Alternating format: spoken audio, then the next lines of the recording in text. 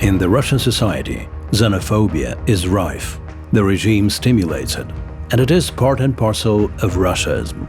A case in point is Putin's recent article, in which he denies the right of Ukrainians to their national identity and sovereignty. In this article, Putin repeats the old imperial concept of the triune Russian nation, presumably including Russians, Ukrainians, and Belarusians. The roots of the Russians' idea of their superiority reach as far back as the 16th century. It is then that Moscow started claiming the status of the defender of orthodoxy and the successor of Byzantium. The idea of their superiority has always been used by the Russians to justify their wars of aggression and the suppression of conquered nations.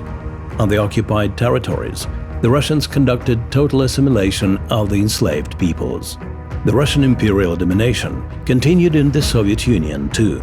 In those times, it was camouflaged with the concept of the elder brother, and thus placed the Russians above all the other peoples of the USSR.